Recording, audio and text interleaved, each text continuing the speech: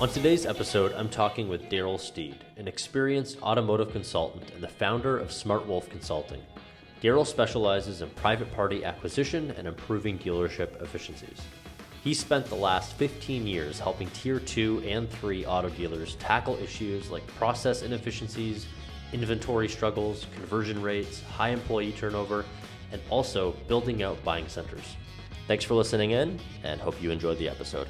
Yeah, I appreciate the invite. Super excited to see what you guys do, where you guys go. Of course. I mean, we met in the States, and I'm really excited to dive into a little more on what you do with Smart Wolf and in the dealership space and learn a little more about private party acquisition. For the listeners, who is Darrell Steed? I am just a regular guy that as regular as you can be in the auto industry. That I worked, in the auto industry for a long time, and when I left the corporate world, so I went from dealership to corporate, now outside of it to advisor and consultant, that wanted to do it differently. Always wanted to do it differently, wanted to provide a consumer experience that wasn't the version of every bad movie we've seen about the car business, and do it to where it was something that you did that people wanted to talk about in a positive way.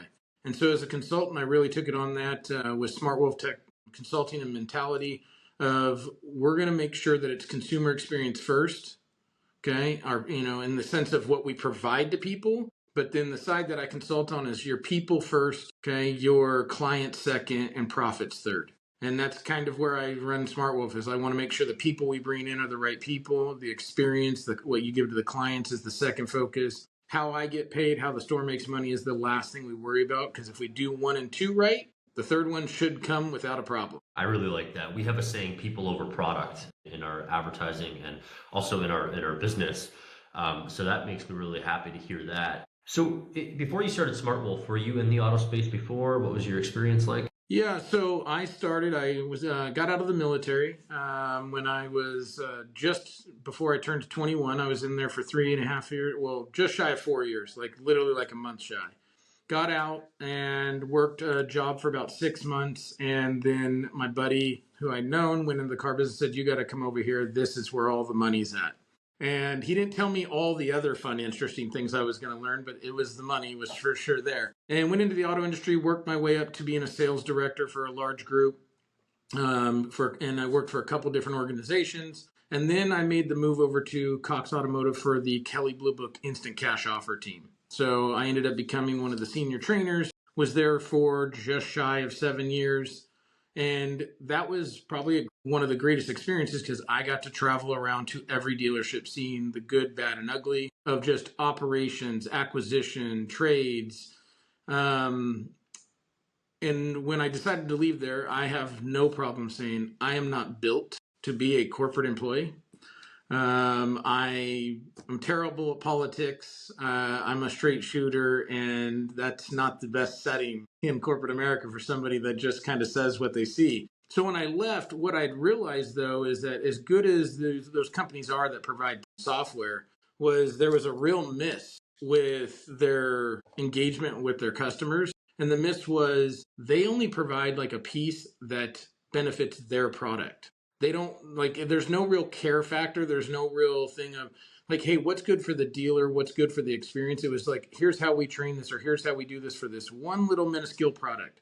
And they don't look holistically how it affects everything else. So I saw there was a real void for that. And that's what brought on the Smart Wolf Consulting, because I was like, what if people had all these products, but there was somebody out there that could bridge the gap to make them all work harmoniously with a dealership and and customize their approach so that if you had the ICOs, the AccuTrades, the Cars.com, the Auto Traders, what if somebody was able to help you actually make that work in one vision rather than individually trying to deploy these things? And that's kind of what I focus on now, is helping people get better and create a unified experience that then makes it better for the customer. Amazing. Sounds like a very diverse set of experiences over the years from the military into the corporate world. Like you said, you're a straight shooter, and I mean, the car business is the place for you then. Maybe not corporate, like you said, your words, not mine. That's awesome. So, I mean, Darrell, you focus a lot in private party acquisition. What made you fall in love with it? So, let's talk a little bit about the old school regime, because that's really what made me fall in love with it. So let's talk about, I'm probably a few years older than you, but back in the day, there was this thing called the internet, and everyone talked about how it was going to be the devil and it was going to ruin the auto industry. And I was kind of like excited about like, wow, this actually could be the like frontier, the pioneer, like things going on. And there was a lot of dealers that didn't want to embrace this. And so when I was working at stores, it was kind of like the baptism by fire, right? They would throw you into position and say, good luck. And training wasn't really a thing. Like it was like, here's a manual, read this, you're trained. And so as I got thrown into these new positions and then internet came out, I was like, wow, this is kind of cool. And then they threw me into a used car position. Someone had gotten fired because God knows at that point, right? Like, it was just something different for that day. And they said, hey, we want you to try this out and take this over. I knew nothing about used cars. I knew how to price them and merchandise them because I had been working with the internet and the marketing side of it for quite a while. But buying used cars and understanding what to, couldn't tell you, one from the other. And so I kind of took it in and I called a lot of people. I went to a couple different stores that supposedly were doing it right at that time. And what I thought was interesting is everyone focused on buying cars from the auction. Like everybody. I mean, that was the strategy. Like no one was doing anything private party. And this was your 06s, 07s, 08s. I mean, you would buy a car from someone if they came in and just said they wanted to sell their car. But even that looked wonky. They'd come in and like you would take 3-4 hours and you'd try to grind on people and it just didn't make sense. Well, then I started when I went to Cox Automotive. Well, I should say before that, I was with Bischoff Auto Group.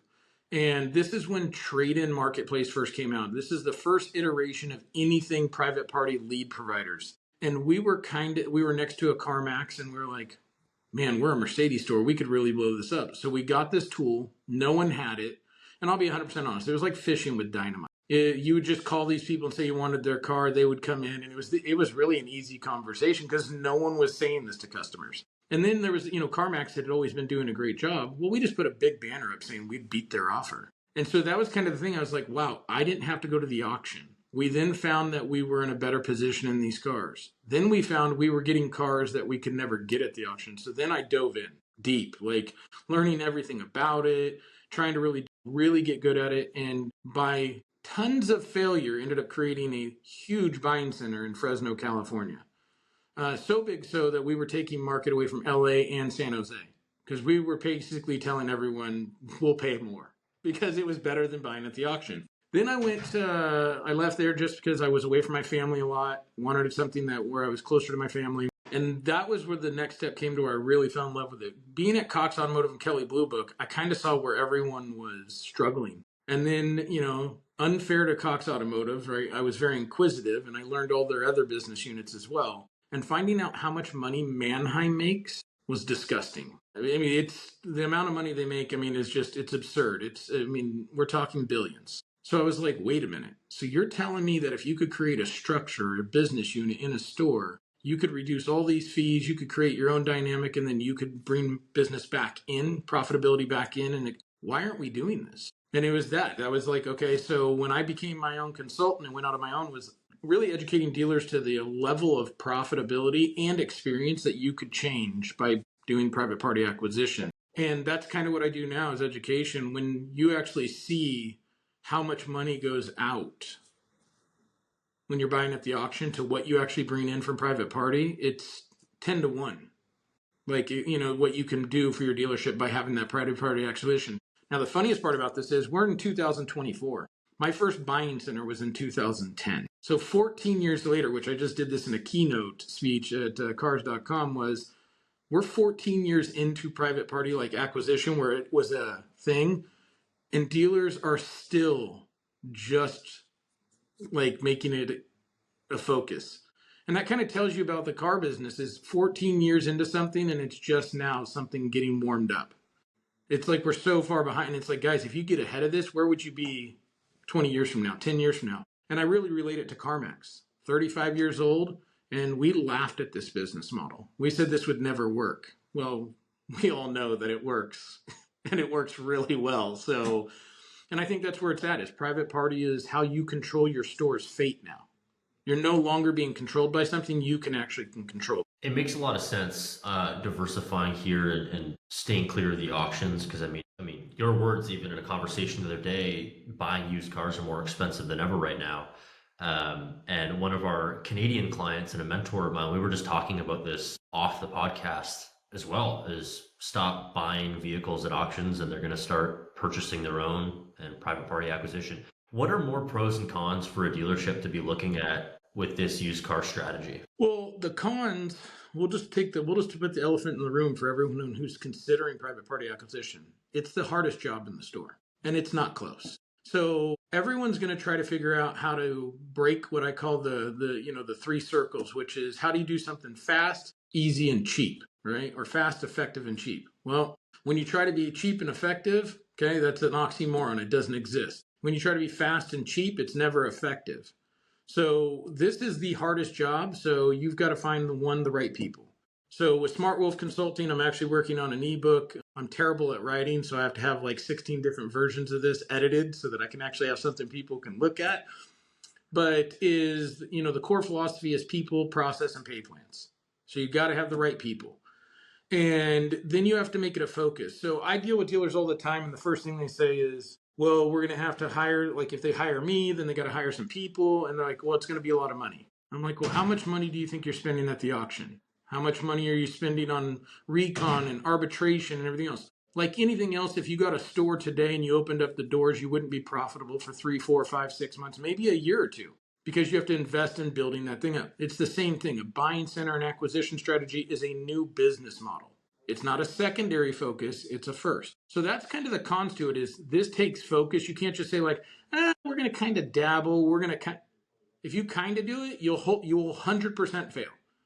It's a guarantee you will 100% fail because you'll be like, well, we're buying 3 or 4 cars. It's not worth the investment. Well, of course it's not because you didn't make it a focus. The great thing is, and I'll use the one dealer that we built the single biggest buying center, and it wasn't close. 250 to 300 used cars a month being bought private party, no leads or anything else, just off the street.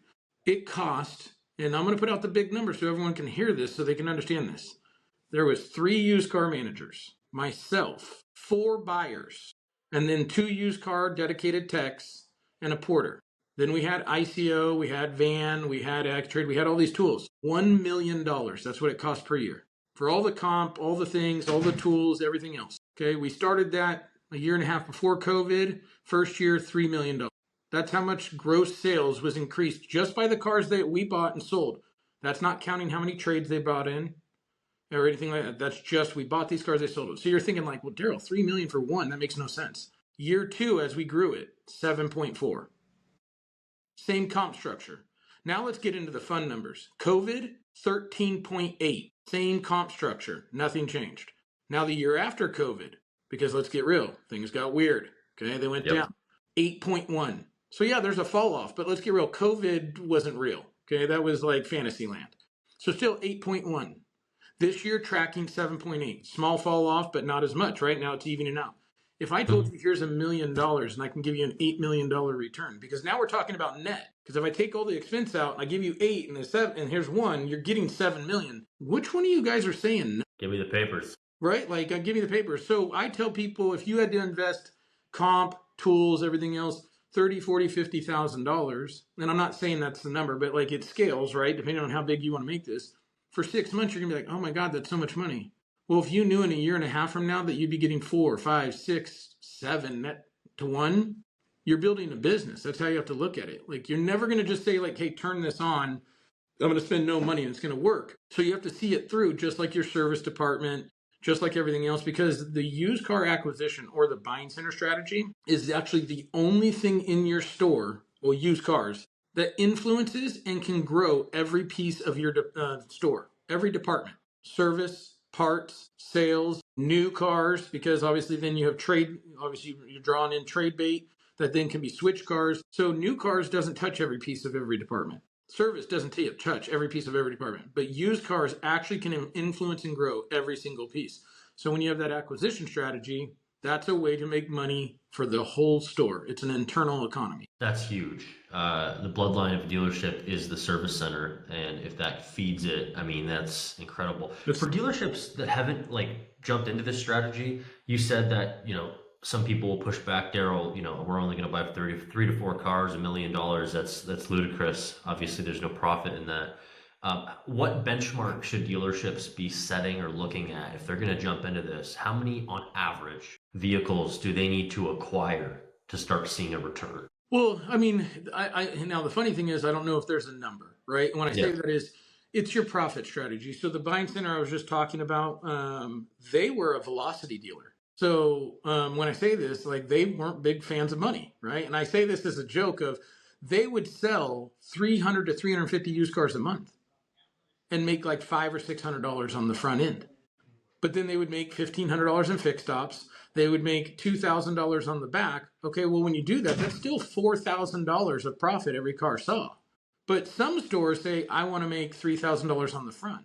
Well, depending on their strategy of how they sell cars and their profit strategy, that's going to dictate what they buy, because your offers, your aggression, and everything else is going to dictate that, which is perfectly fine. Now, a lot of people are going to tell you, oh, no, you've got to do this, you got to do that. No, I prescribe to, I have quite a few clients now. Some are profit orientated, some are volume orientated. And yes, some buy 25, 30 cars a month. Some buy 85, 90 cars a month. Some buy 200 plus.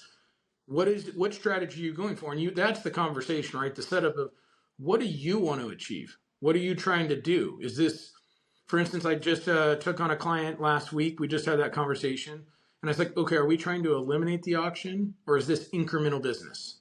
And they said, no, it's incremental business. So we want to be able to make X on this car. Okay, great. And so we set the goals. I'm like, you're probably going to buy somewhere between 25 and 35 cars a month based on what you're trying to do. Now, if they said we want to replace the auction, well, that's a different strategy. It's a different way you're going to go about it. And then there's a timeline to expect that to happen. So I think it's one of those things the store has to know what they want to do. Now, I guide some stores in conversations because I'm, we'll call it like a truth sayer. So my tagline with my company is the truth hurts only when it should. So I try to make the hurt go away by telling these hurtful truths. Is what are you doing, or what do you want to do? And then how'd you come up with that? Because some people would be like, oh, I want to buy 50 cars. So for instance, I'm actually sitting in the night buying center right now, which you're familiar with. And when they first said like, oh, we want to buy 150 cars a month, I was like, that's a fantastic goal. Let me ask you a question. If I bought 100 cars today and put them in your service department, what would happen? And they were like, oh my God, they would lose their mind. Okay, well then guys, you're not ready to buy 100 cars. How about we get 20, then 30, and we slowly grow it so that we can get everyone kind of paced for what this is going to do. And then you get up to the pace of, because do you have the right staffing to do what you want to do? Do you have the right infrastructure to do what you want to do? Do you have the right capital, flooring lines, bank advance, whatever it is you guys do to pay? These are all things I think people don't think about when they want to build it, that create roadblocks because you didn't think about it because you wanted to build it. So that's kind of where I come in and say, okay, I've now done this hundreds of times between ICO, stores, consulting. Let's have the conversation of all the little roadblocks and not solve them, but let's get most of those taken care of now so that when we turn it on, we have as few obstacles as absolutely possible. That makes, yeah. I mean, you said it before, it's like this is its own business. Yeah, if you were to buy 100 to 150 cars, all of a sudden your systems and processes are going to fall apart. And that sounds like a real headache. What other challenges do you see dealerships facing, or big mistakes when it comes to this acquisition strategy? And what can dealers do to prevent those? I would say the two that I see every time, and try not to laugh when I say this first one. The first problem is the general managers, okay? And when I say that is level of commitment. They say, oh, we want to do it right up until it gets tough, or until it's like you got to get it going. And then you see like it's a waffle. Like it's like they're going like, oh, well, maybe, I don't know, we need to change this. Is if you want to do it, you need to be all in, right? You hear terms all the way. We don't get halfway pregnant. We don't do that. Like you do really need to get all the way in. We don't just put your toe in the water. You got to jump in. And the reason I say that is that's not for your business model. That's for the people you're putting into it. Think about it. If I put a person in there and then I'm halfway into this, they no longer have certainty. They have uncertainty. And so they then start, their performance then changes because you're like, you're in, you're not in, you might be in, it doesn't work. So you have to have a real commitment to that this is now what we're going to do. This is part of our business strategy. Number two, and probably the biggest thing, is the capitalization conversation. Do you have a flooring line? How do you do that? Do you have enough money in the bank? How do you do that? And this is when I say that is, you'll see stores all the time that say they want to buy cars and then change their value proposition. Now, what do I mean by that? Okay, if you're a vAuto store or Max Digital or one of those tools, you'll say, we're going to pay up to 90% cost to market. But now all of a sudden you've run out of money or you don't have enough funds and you go like this, we need to pull way back. Now we're going to do 70%. Now you think you're being strategic.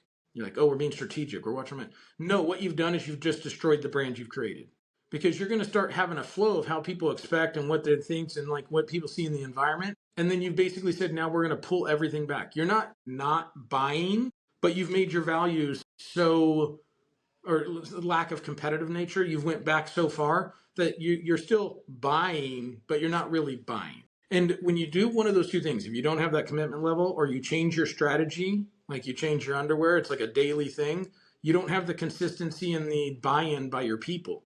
Because at the end of the day, if your people are like, this is what we do, they'll go to war for you. They'll work. If you don't have it, right, like then what happens? They go like this, like, they start looking, they're not giving a whole effort, they're not all in, their conviction's not there, and then that's when you start seeing results slip. Again, going back to the business, I mean, that's where employee churn happens, is when people don't feel fulfilled and don't have this like clear mission and understand what they're doing. A lot of mentors in the auto space of mine, we talk about this all the time, is like creating culture, and this just reinforces it with that buy-in. Yep. 100%. Well, and I think that's the thing, right? Culture is the key for everything, right? And I know that that word's like the word love, right? We throw that out like it's just arbitrary. But it's, when you look at that, that's part of that conversation I have as a consultant. What culture do you want to create? And when you do the buying center, and then how do they want to go about that? And then I'll be that objective voice, or I'll be the devil's advocate of saying, okay, so you're saying you want to do this and this is how we're going to do it. Show me a place in your store right now that you've done that. Because it's one of those things, they say they want to do something but it's like, have you been able to do that before? Have you ever done it before? Like, because again, when you need help, you need to ask for help. And it's, stop trying to be the person that needs to do everything. Get the specialty, the really focused skills in certain things, and let those develop those, right? And so when people say like, well, no, we don't really have that culture now. Well, then how are you going to create it with this new business unit? Because it is something different. It is a harder job and it is a grind. And so you need to understand, it's one of those things. Like, and I would challenge every store, look at your office, your like business office. Okay. Is like, start there with culture. Are they the most rewarded or the most celebrated people in your store? I would probably safely say no. And I would ask you, why not? If you didn't have them, would your store stick together? Like, that's the start of the culture, is the people you don't see. Not the people you see all the time, the people you don't see. Do they like know they're appreciated, right? And if you think about it like that, that's how you kind of start, right? Like, how do you treat the people you never see? The janitors, the office people, whoever it may be that's like a support personnel, but without them, there is no us, right? And that's kind of where I focus, is ground up, not top down. What are the biggest traits that you see in successful private party acquisitions for the operations, for the people, for the business, whether it's marketing, culture?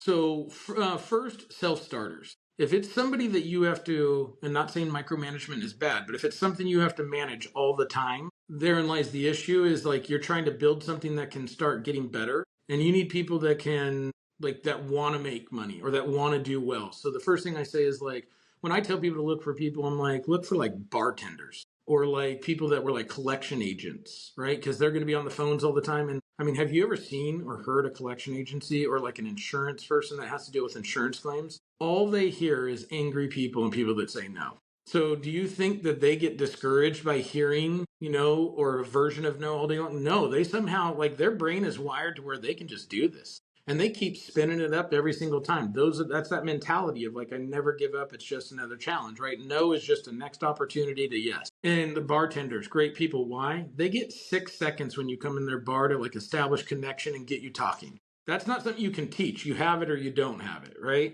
And so when you look at that, the bartender and the collection agent, one would say this is an extrovert and an introvert. Oddly enough, both work. There's no personality type. It's like, hey, do you want to dictate your own income? Do you want to have guaranteed, traffic, this? And then you figure out, okay, if you're going to get a manager, you get to the point where it's big enough to manage. The person, you can't have a manager. Actually, I would challenge everyone to throw that term out of their dealership.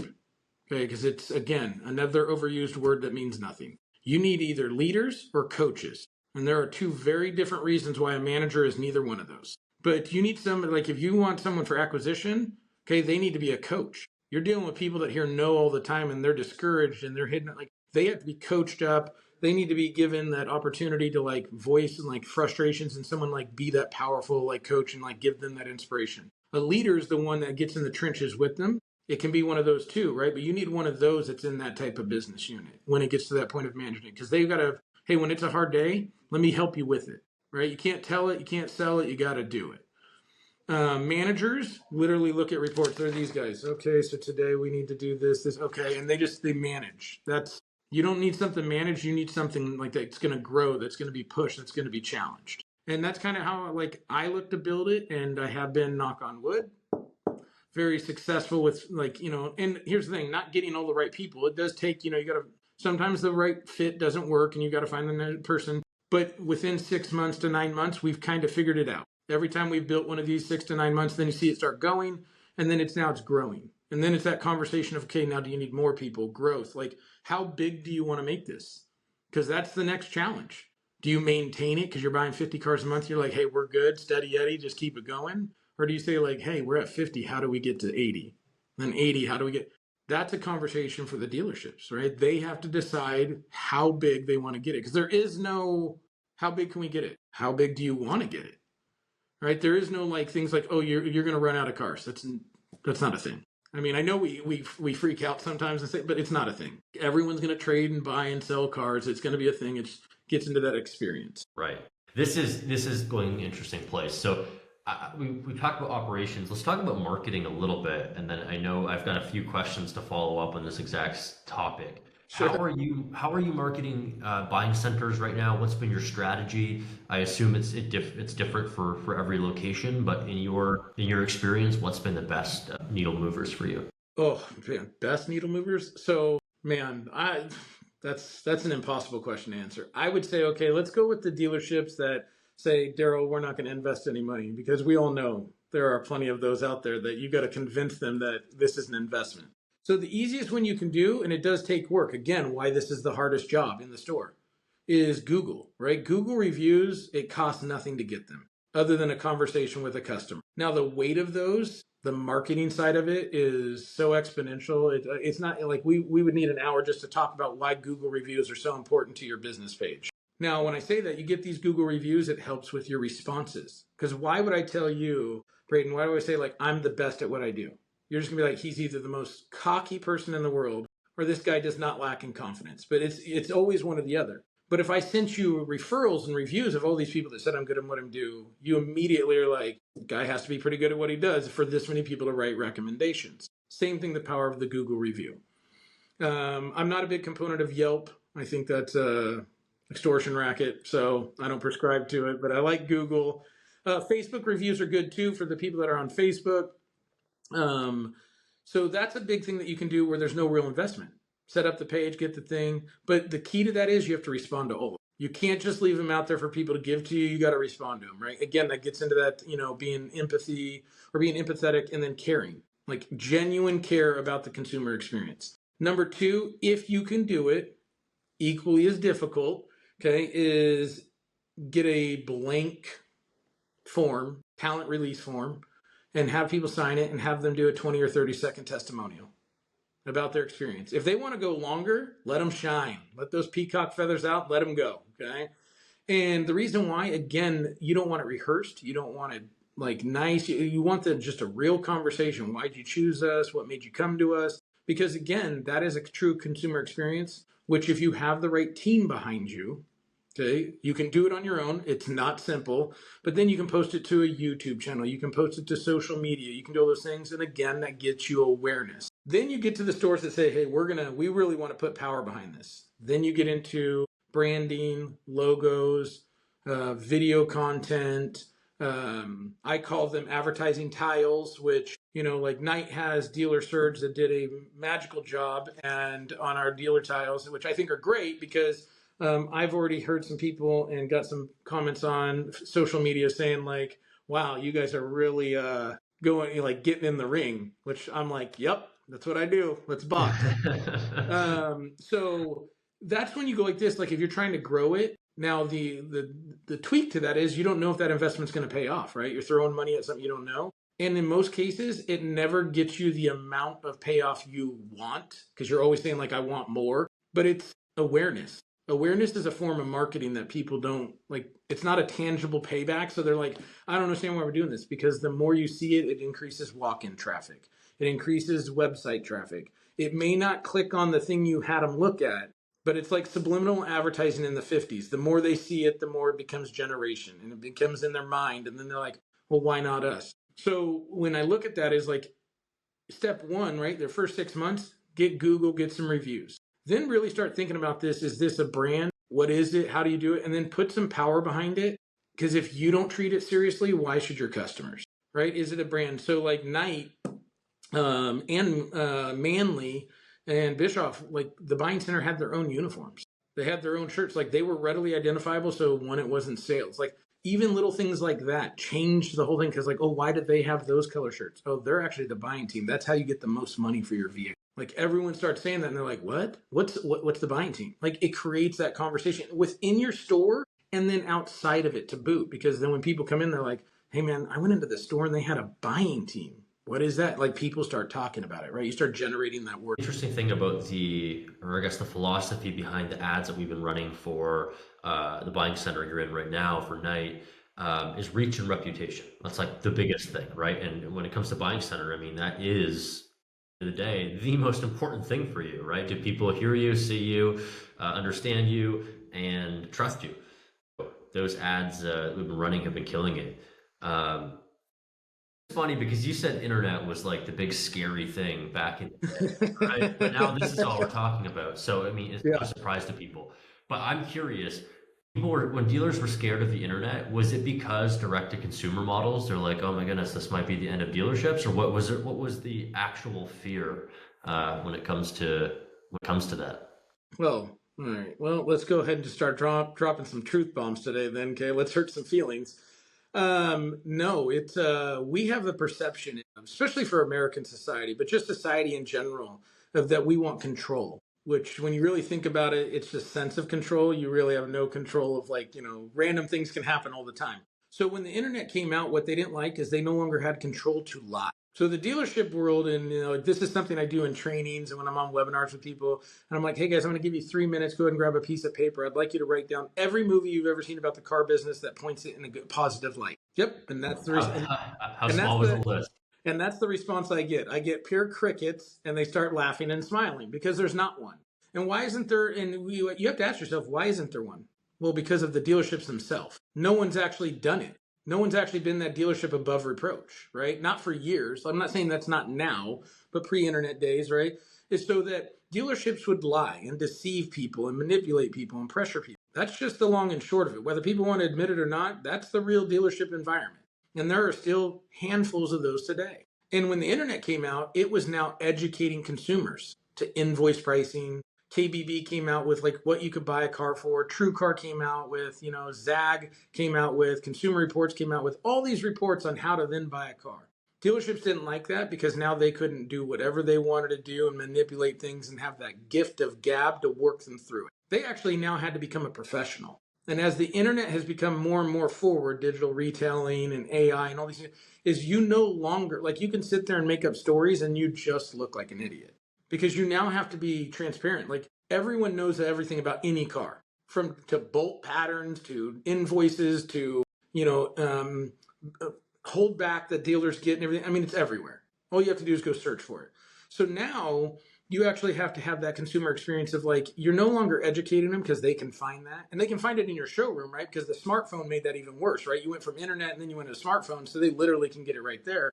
So Right. you have to have a conversation of how do we help them achieve their goals. Now, there's one last thing in the dealership environment universe, okay, that actually is unique, and that's used cars, because they're one of one. So yes, you'll have pricing and you'll have market values and you'll see like a range, but everyone's different because it's how was it driven, what's the Carfax history or auto check, what was recon. Some stores, I know that people aren't going to like hearing this, but again, let's sit there and tell the truth when it hurts, right? Is they don't do the same recon. There are dealerships trying to just do the bare minimum to make it street legal safe. And then there's dealerships say, no, we want to make sure you have a good car. so that when that car lasts for whatever indeterminate period that you bought it for, you come back to us because you bought a great product, right? So again, you still have dealerships trying to, different scales of what they consider great. And the internet took that away from dealers of being able to just essentially do whatever they wanted. I mean, the dealership was kind of like the housing market before '08. They could do whatever they wanted before the internet came out. There was no regards. There was anything that had to do anything. And like all of a sudden, it was like, oh, someone like Big Brother or somebody was going to put something on you to like, now you have to be accountable for what you say and do. Now, I think it actually made the business better because it turned more people into professionals. We sold more cars once the internet came out than they ever sold before. So that kind of just tells you that.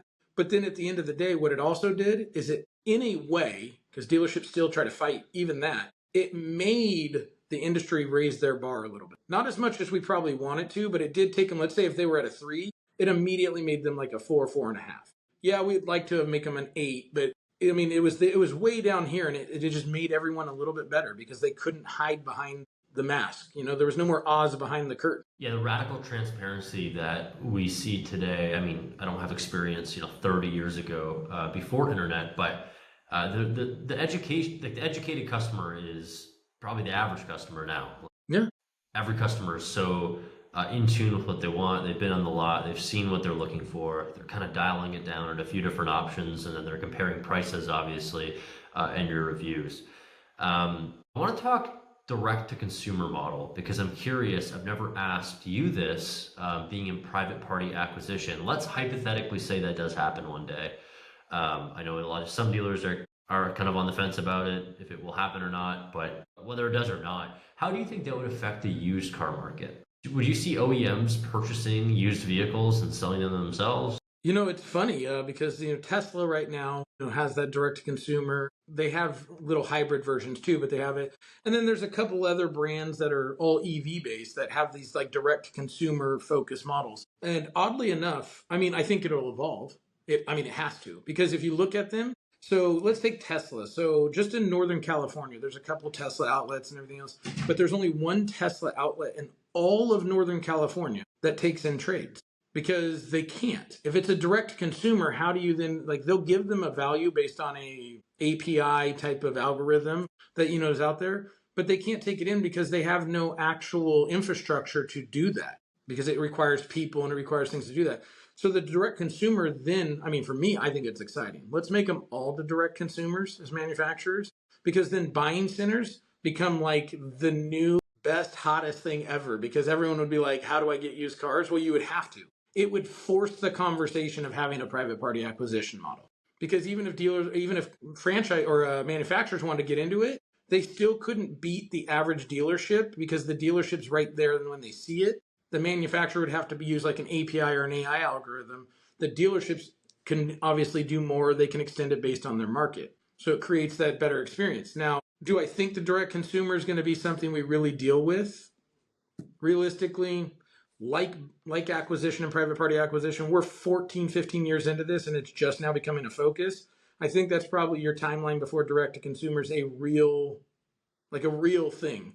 Mostly because they don't know what that infrastructure looks like, so it's hard to embrace anything that there's not a big enough scale to know what it looks like. Like manufacturers would love it because it makes their job easier in the sense of they don't have to deal with like a lot of the go-between. But would consumers want it, right? Would consumers want it for everything, for every brand, or would they not want it? We don't know that, right? So there has to be some more test cases to get that.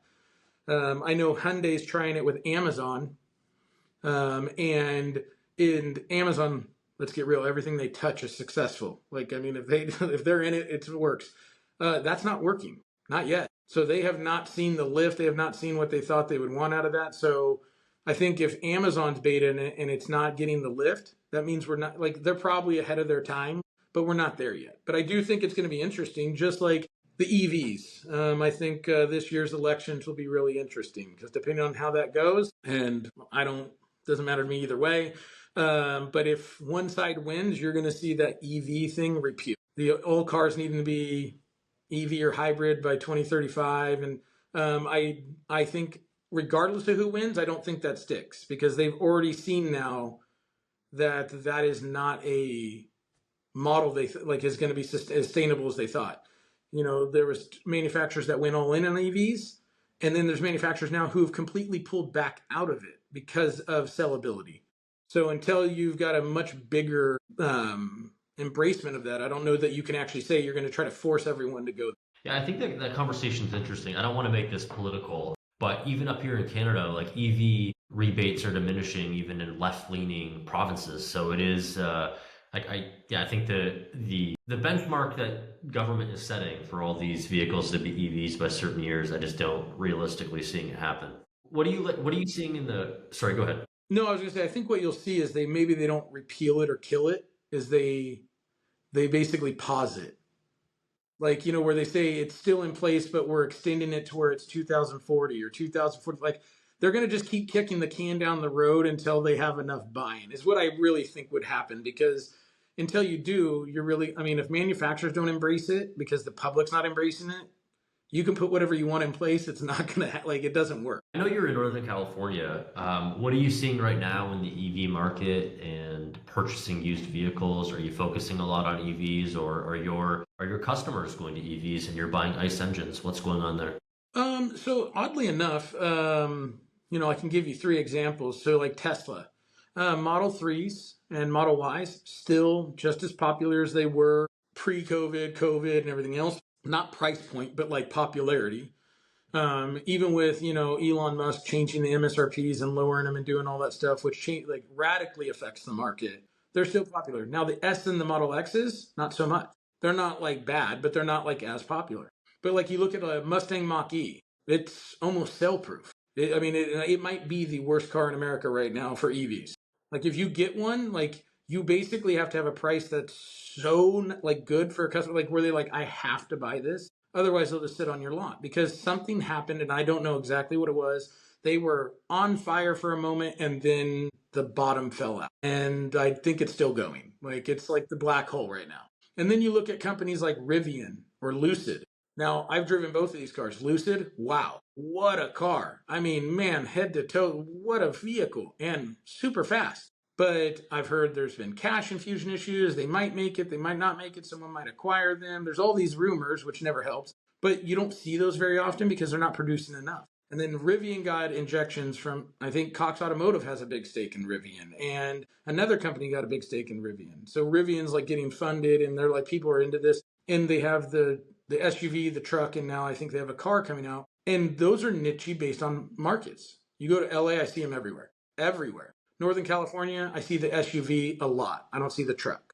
But then I was out in Chicago, and then I was out in the Massachusetts and Connecticut area. Didn't see one. So it's, again, I think there's certain markets those are really grabbing a hold, and there's certain markets that they're not, right?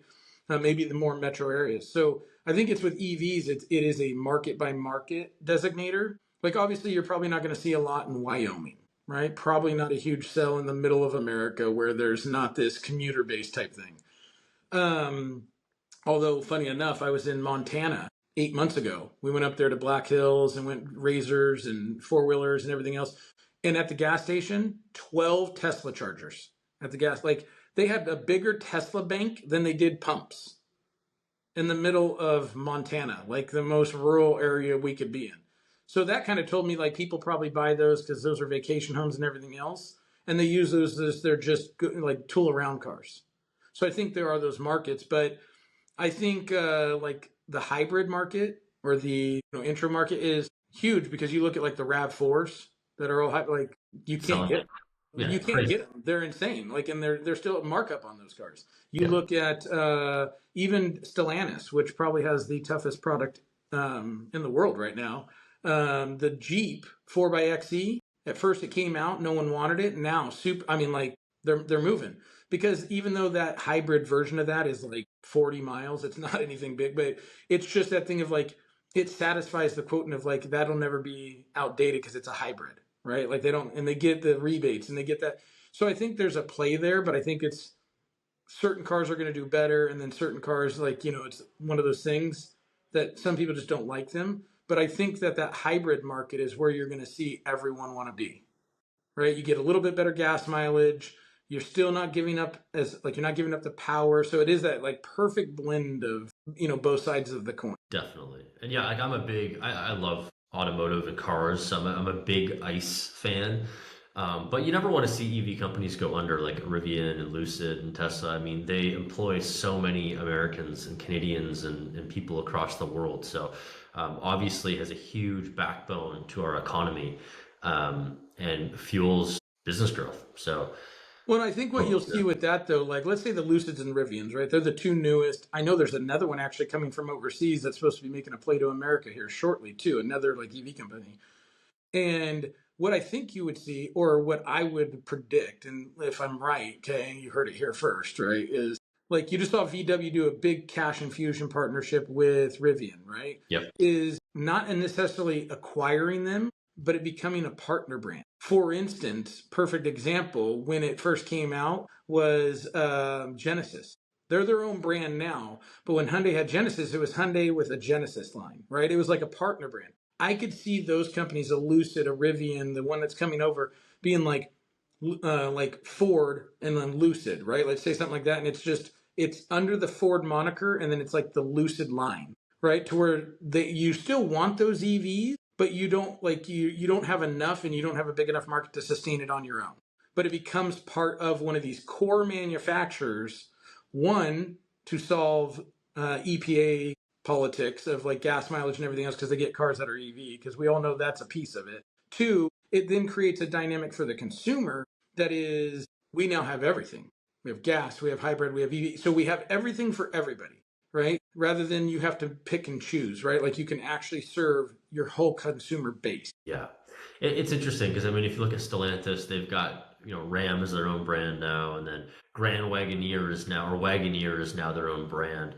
Um, they're pretty diluted in all their different brands and how they're set up, but I can see that, right? Like Rivian becoming like Volkswagen. I mean that makes sense. Um, awesome, Daryl. Anything else you want to talk about today that's it's important to you and to dealers out there? Well, it's important to me. Yeah, people, right? Like, I like every time I talk to people, it's a big challenge. I do weekly videos, I do 2 or 3 a week. If you didn't get a chance to see it, go look at my name, Darrell Steed, when this comes out, or Smart Wolf Consulting, and really I challenge everyone to take care of people. There was a couple videos a colleague of mine, Peter Smith, put on. He's actually up in Canada. He does some stuff with dealers, and it was them rewarding their people, and it was just borderline shameful. And one was like a manager, if they hit this huge goal, and there's like 8 stores, they were going to give them $1,000 Canadian, which I don't know what that converts to in American now, but let's just call it $1,000. But 1 out of 8 stores he hits it, so they go in and they're like, hey, here's this $1,000. Well, they pay this manager this, which comes out to like 18 or $20 a car. And you're like, is that really like a bonus? Like, I mean, do you really show you care when you're like, here's an extra 20, like, and he's the only one that hit it. So you had 8 stores, no one hit it. This is the only guy that did. And you're like, we're giving this bonus, right? Then the next video comes out and they go to the sales guy who was a 30 car month guy back to back months. Think about that. Like 30 cars a month, like that is hustling. Like in today's environment, that's hustle. And they're like, hey, congratulations. Here's $100 gift. Here's an extra 33 cents a car.